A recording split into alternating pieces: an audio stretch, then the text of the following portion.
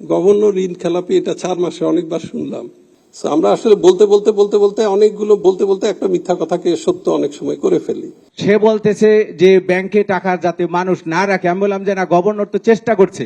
উনি আমার মুখের উপরে বললেন যে গভর্নর নিজেই ঋণ খেলাপি, ফলে উনি যে চেষ্টা করবেন সেটা আমাদের কোনো আস্থা তার উপরে নাই। গভর্নর সাহেব, আপনি বোধহয় অ্যাড্রেস করতে পারেন। গভর্নর ঋণ খেলাপি, এটা 4 মাসে অনেকবার শুনলাম। সো আমি কখনো ব্যাখ্যা দিইনি, কারণ আমার সাথে আমার অনেক সাংবাদিক ভাই বন্ধুদের অনেক কথা হয়। আমি বলেছিলাম যে রেগুলেটর কথা না বলাই ভালো।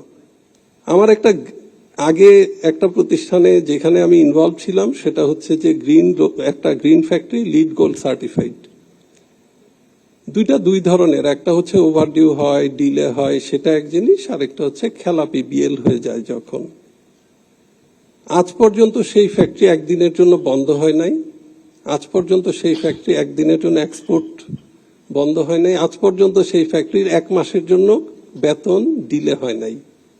আজ পর্যন্ত সেই ফ্যাক্টরি ব্যাংকের কাছে 1 টাকা ঋণ মৌকুব চায় না। RICL TMX, যুগের পর যুগ স্থাপনা থাকে মজবুত। শুধুমাত্র যেটা হয়েছে, সেই ফ্যাক্টরিটার প্রথম স্যাংশন ছিল FSSP প্রজেক্টের আন্ডারে, যেখানে সুদের হার ছিল 4%। তো 150 কোটি টাকা ইনভেস্ট করার পরে ব্যাংক জানায় যে ওই ফান্ডটা শেষ হয়ে গেছে, আপনাদেরকে এখন 9 থেকে 11% সুদ দিতে হবে।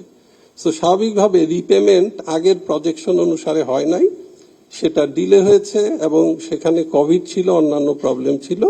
তবে এইটা নিশ্চিত থাকেন যে আমরা কখনো 1 পয়সা 1 টাকা ঋণ মৌকুফ চাই নাই, ঋণ নেইও নাই, এবং সেই প্রতিষ্ঠানের মধ্যে 100 কোটি টাকার উপরে ব্যাংকে পরিশোধও করে দিচ্ছে। আমরা আসলে বলতে অনেকগুলো বলতে একটা মিথ্যা কথাকে সত্য অনেক সময় করে ফেলি।